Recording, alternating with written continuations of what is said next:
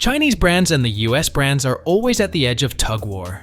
The Chinese brands are thriving in the global market and dominate the sheer audience worldwide. But US brands are not to be trifled with either.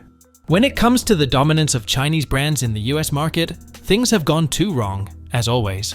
The US is always too fussy when it comes to Chinese brands due to their transparency, data leakage policy, and geopolitical issues.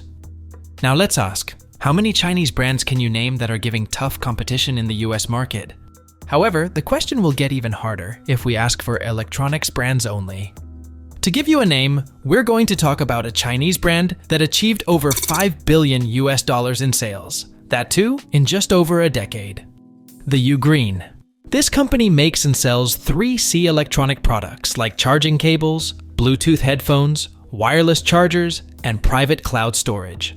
More interestingly, it has steamrolled Apple's long lucrative accessory market, a prime target for many brands in both China and the US. So, how did Ugreen gain such widespread acceptance in over 100 countries worldwide? Who are the minds behind this success? And why has this Chinese brand become a reliable name, even among Apple users? Let's find the answers together. So, the story begins with one person, Wang Jianjun, the founder of Ugreen. Back on March 16, 2012, Wang launched the company with co-founder Chen Junling. Both of them had a vision that set the company apart from others in Huaqiangbei. It was one of the busiest electronics marketplace in Shenzhen. This area is often called the Silicon Valley of hardware. It's like a giant maze filled with shops where you can find almost any electronic part you can think of. While most businesses in Huaqiangbei focused on making quick money by selling cheap products, Wang had bigger ambitions. Instead of just chasing quick profits, he dreamed of creating something lasting. That's how he started Ugreen. But the story isn't that simple though. Wang Jianjun was born in 1983 in the coastal city of Putian, Fujian province. He had an entrepreneurial spirit from a young age. After graduating with a degree in international finance, he moved to Shenzhen, the tech hub of southern China. His first job was far from the world of consumer electronics. He worked in global trade at a Hong Kong-owned company. However, the 2008 financial crisis hit hard, and like many others, Wang felt the impact. Instead of being demotivated, this experience ignited him to start his own business. At 26 in 2009, Wang and a friend decided to utilize their savings and start a small OEM factory. They focused on making data cables, a simple but highly demanded product, as smartphones, laptops, and other digital devices were becoming more common. In the beginning, things were going well. Orders were coming in, the factory was running smoothly, and they were producing cables for foreign brands. But the reality of working as an OEM soon became frustrating for Wang. Huaqiangbei was a tough, competitive environment, with many companies making similar products and constantly driving prices lower. However, he soon became frustrated with the restrictions and lack of control that came with being an OEM.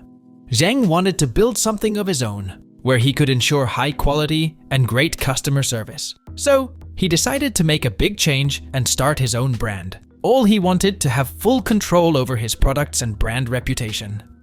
The table started turning around in 2010, during the dollar incident. After finishing a big order for a foreign client, he received an email asking for a $1 price cut on each cable. The client found a cheaper supplier and threatened to cancel the order if Wang didn't agree to the new price. Wang was in a dilemma with either lose a lot of money or accept a deal that would barely keep his business running. Instead of being carried away with the greed, Wang made a bold decision. He refused and said he wouldn't compromise on quality or fair pricing. As expected, the client took their business elsewhere. This incident was a wake-up call for Wang. He understood that as long as they only made products for other companies, known as OEM, they would always depend on those companies and have to fight for small profits. That's when he decided to create Ugreen.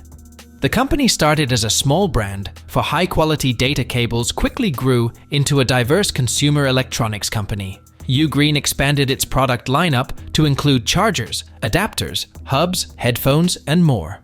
The brand didn't limit itself to China. It quickly gained international recognition and reached customers in over 100 countries through popular online platforms like Amazon and AliExpress. Ugreen became known for its blend of affordability and reliability. So, the company's rising story actually started when Zhang Qingsen decided to take control of its future. They stopped depending on standard designs and started creating their own molds. They paid close attention to what customers really needed. The standard 1.8-meter cable was okay for selling abroad, but many people at home found it too long or not long enough. Seeing this, Ugreen started offering cables in different lengths, giving users more choices. This simple but smart change, along with their focus on using high-quality materials, helped the company stand out in a very crowded market. However, offering unique products wasn't enough on its own.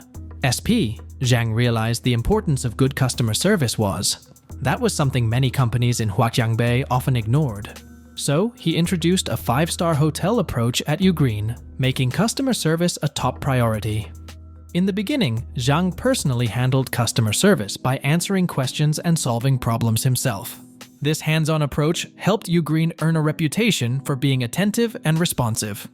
Ugreen's business grew rapidly from 2020 to 2023. According to their latest reports, the company's revenue over this period jumped from approximately $3.75 billion in 2020 to about $6.58 billion in 2023. This is a year-on-year growth of 25.09%. Their net profit also rose significantly, reaching around $53 million in 2023, which is an 18.27% increase compared to the previous year. A big part of Ugreen's success comes from their global reach. Their entry into Apple's ecosystem was a major breakthrough. By securing MFI, or Made for iPhone certification, they tapped into the growing demand for high-quality but affordable iPhone accessories. This move opened the door to lucrative international markets and helped Ugreen to compete on a global scale. Their strategy of using e-commerce platforms like Amazon and AliExpress to sell their products allowed them reach customers in over 100 countries. Ugreen's strong focus on customer needs, quality, and affordability has truly paid off. The company now holds over 1,400 patents and has applied for 150 more. They've sold 240 million electronic devices to more than 100 million users across 130 countries. These achievements show just how far the Chinese brand has expanded, and it's not like so-called Chinese brand anymore. Ugreen's been growing really quickly, but it's facing some pretty tough challenges. A big one is how much they rely on external suppliers and e-commerce platforms. Outsourcing manufacturing definitely helps keep costs down, but it also means they're more vulnerable to supply chain hiccups. For example, back in 2021, rising material costs and supply chain issues really hit their profits hard. Because of this dependence, Ugreen doesn't have much control over production costs or delivery times, which could make it tricky to meet demand if their suppliers run into problems. It's a tricky balance for sure. To tackle this, Ugreen is investing in its own manufacturing facilities to gain better control over its supply chain, improve product quality, and potentially cut production costs in the long term. Another challenge is the company's heavy reliance on e-commerce platforms like Amazon and AliExpress for sales. These platforms bring costs and risks, such as high fees and competition. Changes in platform policies can also affect Ugreen's visibility and sales. To address this, they are exploring offline retail options, including partnerships with physical stores and launching its own retail outlets to reduce its dependency on online platforms.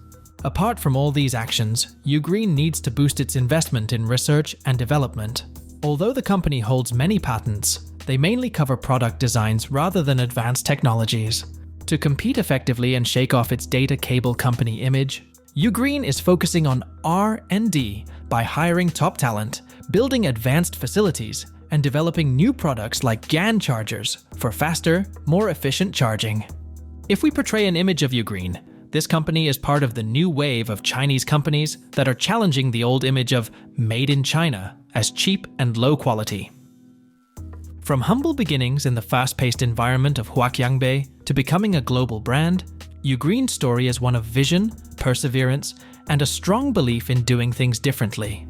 This rise, marked by a focus on both product excellence and customer. With Zhang Qingsen's leadership, Ugreen will continue to set new standards and adapt to the ever-evolving world of consumer electronics.